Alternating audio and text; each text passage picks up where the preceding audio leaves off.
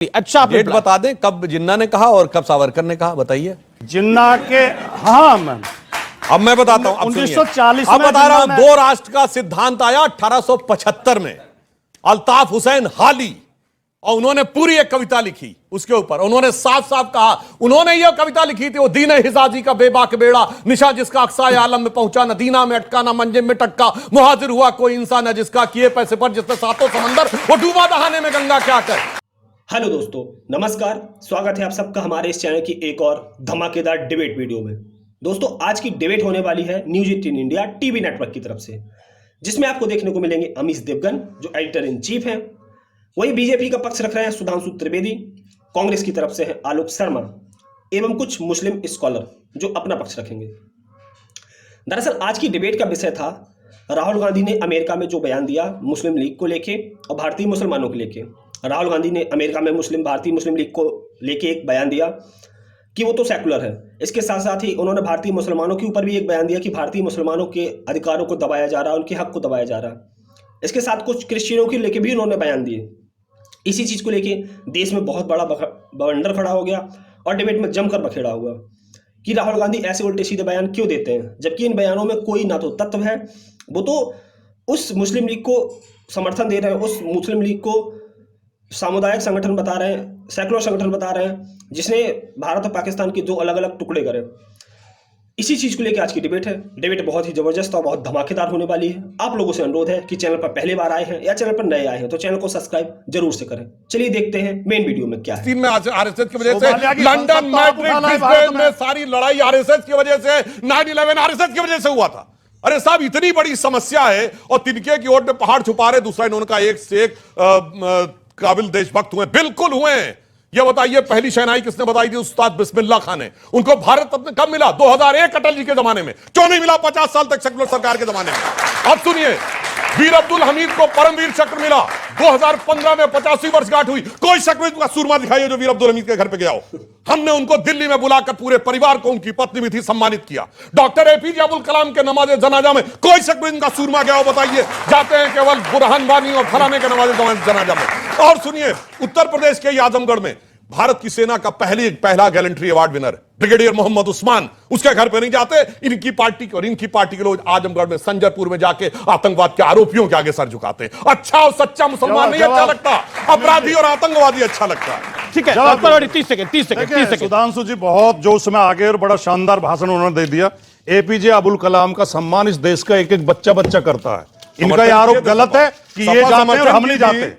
बिस्मिल्लाह खान को सब पूरा भारत जो एक उपलब्धि मानता है, अब्दुल हमीद को कौन सा राष्ट्रपति नहीं मानता? सर, मेरा सवाल कांग्रेस से है कि एक तरफ राहुल गांधी अमेरिका में बैठ के ये बयान देते हैं कि उन्होंने मुस्लिमों को और 1980s के टाइम के दलितों को कंपेयर कर दिया आपस में। तो सर, 1980s में तो सरकार भी तो कांग्रेस की थी, तो आप कैसे कांग्रेस को कंपेयर कर सकते हैं? दूसरी बात कि फिर उन्होंने क्रिश्चियंस पे बोला कि क्रिश्चियंस पे अत्याचार हो रहे हैं। सर, प्रूफ तो नहीं है, आपने ऐसे ही कुछ भी बोल दिया, प्रूफ उस टाइम पे आपने नहीं दिया। एक तरफ जहां हमारे विदेश मंत्री डॉक्टर जयशंकर जहां हमारे इंडिया को अपलिफ्ट कर रहे हैं, तो वहां पे तो आप लोग तो फिर इंडिया को डाउनग्रेड कर रहे हो। वो कह रहे हैं इंडिया को डाउनग्रेड करके क्या मिलेगा? यहाँ क्रिश्चियंस पे अत्याचार हो रहा है, ये राहुल जी ने बोली बात। दिक्कत यही है, व्हाट्सएप यूनिवर्सिटी में पढ़ेंगे तो ऐसा ही रहेगा। अरे भैया, ऑडियंस की तो बात कर रहा हूं मैं, बीजेपी की थोड़ी बात कर रहा हूं। क्रिश्चियंस के लिए एक शब्द नहीं बोला गया है, लेकिन व्हाट्सएप पे चलता रहता है। चलिए, क्रिश्चियन पे अत्याचार नहीं हो रहा। आलोक शर्मा पर राहुल जी ने बोली ना ये बात, मतलब यानी सारी समस्या एक। अच्छा, राहुल जी ने बोली एक सेकंड। दिक्कत यह है इस देश के अंदर, मोदी जी ने कहा कि इधर से आलू डाल और सोना निकलेगा। वो स्टेटमेंट व्हाट्सएप यूनिवर्सिटी पे राहुल गांधी को चेप दी गई, लेकिन बच्चों को आज नहीं पता है वो स्टेटमेंट मोदी जी की थी। पूरे देश को पता है, लेकिन व्हाट्सएप यूनिवर्सिटी ने ऐसा चेप दिया। अब वापस आते सवाल तो बाजी में क्रिश्चियंस के बारे में बोला राहुल गांधी ने। सुनिए, क्रिश्चियंस के ऊपर बात हुई, लेकिन क्रिश्चियंस के ऊपर अत्याचार होना ऐसा नहीं बोला। यही बोला राहुल जी ने, यही मुझे मेरी नॉलेज में नहीं है। अगर होगा तो मैं जरूर आपके सामने आऊंगा। वापस आता हूं। शिवम कुछ कहना चाहते हैं इसके ऊपर? राहुल गांधी ने कहा कि 1980 के दशक में जो दलितों के साथ होता था आज वो हिंदुस्तान में मुसलमानों के साथ, क्रिश्चियंस के साथ, सिखों के साथ और सारी माइनॉरिटीज के साथ हो रहा है। आप जो कह रहे हैं कि जातिवाद हिंदुस्तान में है या नहीं है, 58 साल तो आप ही रहे हो संसद में, आपने उस जातिवाद को खत्म करने के लिए किया। एक सेकंड, आप क्या कह रहे हैं? मिसकोट कर रहे हैं, क्यों कर रहे हैं? उन्होंने जो भय की बात करी उस चीज को उन्होंने कोट करा। और पहली बात, राहुल गांधी साहब तो वो ये कह रहे हैं कि आज हर एक युवा के अंदर भी ये भय है कि आने वाला उसका मुस्तकबिल क्या होगा। किसानों के अंदर भी भय है। आप में भय है? आप भी युवा है, भय है आप में? आप युवा है, भय है? नहीं, मैं बताइए ना, ये सवाल है मेरा। आप युवा हैं, भय है आप में? सुनिए, भारत का मुसलमान और मैं मुसलमान हूं, अपने भारतीय होने पे बेइंतहा यकीन करता हूं और मैं बाबा साहब भीमराव अंबेडकर के बनाए हुए संविधान पे यकीन मैंने करता सवाल हूं। पूछा सर, आप में भय है? सुनिए, लफ्ज़ मुसलमान से जिनको तकलीफ है आज वो भावनाओं में ज्यादा बह गए और अपने आप को सेकुलर साबित करने की कोशिश करने लगे। वीर अब्दुल हमीद पे पहुंचे, उसके बाद ब्रिगेडियर उस्मान पे पहुंचे और एक भी मुसलमान को टिकट नहीं दिया जाता। एक भी मुसलमान को टिकट नहीं दिया जाता। लफ्ज़ मुसलमान से देखें और पासवान का कार्ड खेलेंगे जाकर के, पासवांदा का कार्ड खेलेंगे। पब्लिक ताली बजा रही है, पब्लिक ताली बजा रही है। जी, इनके सवाल पे ताली आई है पब्लिक की। भैया जवाब देना पड़ेगा। बोला वो पूरा फैक्ट के साथ बोला। 2001 में ही क्यों मिला उस्ताद बिस्मिल्लाह खां को? वीर अब्दुल हमीद के घर में टिकट दिया अभी तक आप? एक दिखाओ जो बताइए कितने मुसलमानों को टिकट दिया अभी तक? आप मुसलमानों की हितैषी होने की बात करते हैं, एक हाथ में जो है कुरान होना चाहिए, एक हाथ में कंप्यूटर होना चाहिए। बताइए, मुस्लिम रिप्रेजेंटेशन जब सदन के अंदर नहीं पहुंचेगा तो उनका कैसे दायित्व आगे बढ़ेगा? ये सवाल वाजिब है। देखिए अच्छा सुनिए सुनिए। अच्छा ठीक है, ये आप कहते हैं कि ये देश सेकुलर है, ये कहते हैं ना बात आप। अगर ये देश सेकुलर है, ये सवाल है और इस सवाल में पब्लिक ने ताली भी बजाई है। क्या आपको लगता है, मैं कोई ताली को एंडोर्समेंट नहीं मानता, but it is a question Sudhanshu Trivedi, ये सवाल अकलियतें पूछेंगी कि उनका रिप्रेजेंटेशन क्यों नहीं? अगर राहुल गांधी ये विदेश में बात कहते हैं, उस पर डिसएग्रीमेंट हो सकता है, लेकिन इस बात पर आपका जवाब क्या है? देश आपको सुन रहा है। बात इनको क्लियर कर दूं जी, बाबा साहब अंबेडकर का नाम बहुत लेने लगे हैं आजकल ये लोग। बता रहा हूं, उनकी किताब है पाकिस्तान अथवा भारत का विभाजन, पेज नंबर 104 105 पे जाके पढ़िए। उन्होंने लिखा है कि इस्लाम के लिए भाईचारा एक बंद कंपार्टमेंट है जहां सिर्फ इस्लाम के अंदर वालों के लिए भाईचारा है, बाहर वालों के लिए नफरत और हिकारत है। सुनिए, अब आरएसएस, अरे भाई इस्लाम के बारे में आरएसएस के बारे में बाबा साहब क्या बोला?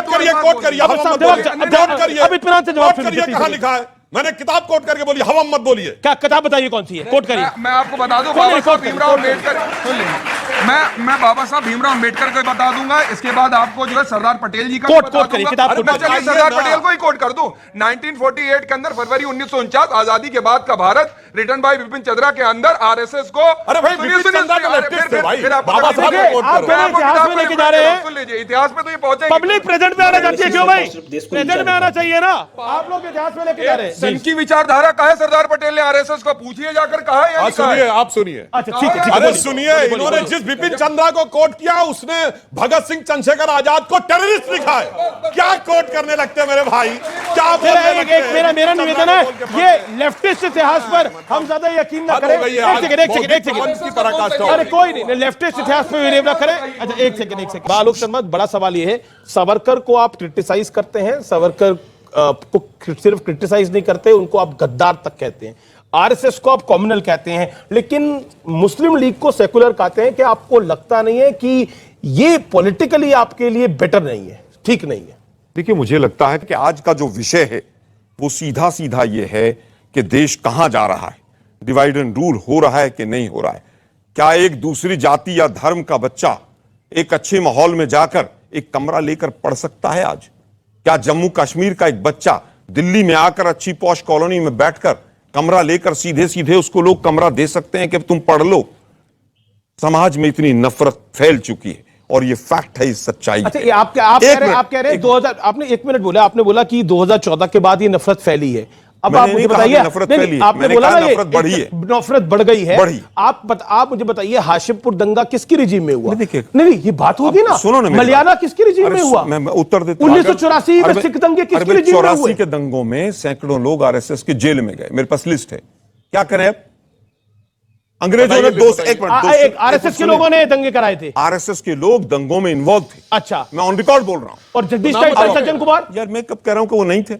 अच्छा, वो भी थे। अच्छा सुनिए, लेकिन एक मिनट भाई, पूरी बात उत्तेजित होकर भाषण देना, चुटकुले छोड़ने से देश नहीं चलता है। मणिपुर पर बीजेपी के एक प्रवक्ता ने प्रेस कॉन्फ्रेंस की हो तो बताइए। अमित शाह ने गृह मंत्री की प्रवक्ता क्या अरे जरूरत भाई, है? मैं फिर कहूंगा, गृह मंत्री महोदय कितने दिन बाद गए वहां? इतने बड़े इशू अरे पर नहीं कर्नाटक हुआ। चुनाव छोड़ अरे के गए, सुनिए क्या भाई, बात कर रहे हैं? अरे सुनिए भाई, प्रेस कॉन्फ्रेंस कब हुई और दंगों के 4 दिन बाद वहां पर पहुंचते हैं वो। कल भी नहीं सुने क्या? एक मिनट सुनिए भाई जरा, कल की बात कितने दिन हो गए, लेकिन पहले राहुल भी- गांधी ने अगर एक स्टेटमेंट दिया तो सब उछल पड़ेंगे, बस बस बस तलवार लेके। मुझे लगता है नहीं, तलवार किसी ने नहीं पकड़ी सुनिए हुई भाई, इधर। तलवार शब्दों की होती है, शब्दों की होती हाँ, है, शब्दों की तो होनी भी चाहिए। और पूरी तरह से किस तरह से कोई मौका मत छोड़िए, किस तरह से देश में हिंदू मौका मुसलमान- तो आप लोग भी कहां छोड़ते हैं मोदी जी को पकड़ने के लिए, सब सुनिए भाई, पकड़ते ही हैं आप लोग भी। हम मोदी जी की पॉलिसीज को क्रिटिसाइज करते हैं और करते रहेंगे, हमारा फर्ज है। विपक्ष इस देश का बिल्कुल हिस्सा फर्ज है आपका। और हम करेंगे। अच्छा, इस पे आपने बोला आपने बोला देश किस ओर जा रहा है, तो जीडीपी रेट भारत का 7.2% हो गया है और चाइना का 4.4% है, तो इसकी खुशी है आपको? 35 रुपए में पेट्रोल भी मिल रहा है और डॉलर तो बहुत सस्ता हो गया।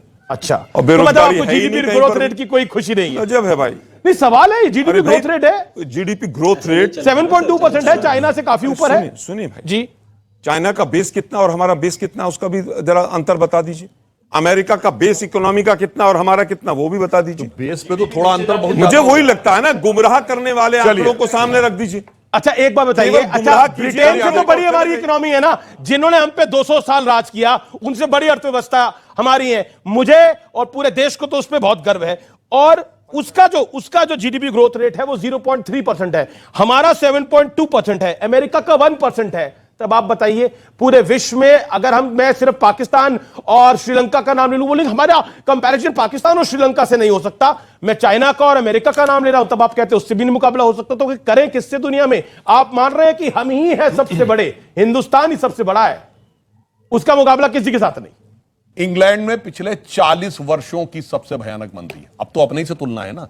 अमेरिका में रेट ऑफ इन्फ्लेशन 4.95% है, जो 40 सालों में सबसे ज्यादा है। अमेरिका में जाके चेक करिए, 21 नवंबर 2021 व्हाइट हाउस की प्रेस रिलीज, अमेरिका ने अपने स्ट्रेटेजिक ऑयल रिजर्व खोले, क्योंकि महंगाई बढ़ रही थी, उसको नियंत्रण करने के लिए। एक बार रेपो रेट गिराया, फिर 2022 जुलाई में फिर गिराया। इसमें तो कंपैरिजन सेम मैं है ना। उत्तर देता हूं। हम तो नहीं है 40 साल के नीचे वाली में। और दूसरा, जब तो देखा आपने, राहुल गांधी जब भी विदेश जाते हैं तो अपने साथ झूठ का पुलंदा लेके जाते हैं। और मोदी विरोध तो ठीक है, मोदी विरोध के साथ साथ में लोग देश का भी बहुत बड़े स्तर पर विरोध करते हैं।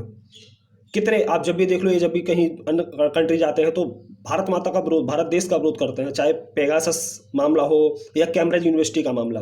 राहुल गांधी कभी नहीं चूकते हैं देश का विरोध करने के लिए। तो ऐसे नहीं चलेगा ना सर कि आप बाहर जाओ तो देश का विरोध करो जाके, इससे देश की छवि खराब होती है। अगर कोई देश का नेता देश की छवि बनाने पे लगा है, आप तो पिछले 40 साल से देश की छवि बना नहीं पाए और आप उस छवि को धूमिल करने पे और लगे पड़े हो। खैर, आप लोगों को ये डिबेट कैसी लगी हमें कमेंट बॉक्स पर जरूर बताएं। ऐसी ही अन्य डिबेट को देखने के लिए चैनल को सब्सक्राइब जरूर से करें, ताकि हम आपके लिए अच्छी से अच्छी और डिबेट ला सकें। हम आपसे मिलते हैं किसी नेक्स्ट डिबेट में, किसी नए वीडियो के साथ। तब तक के लिए आप अपना बहुत सारा ख्याल रखिए। जय हिंद।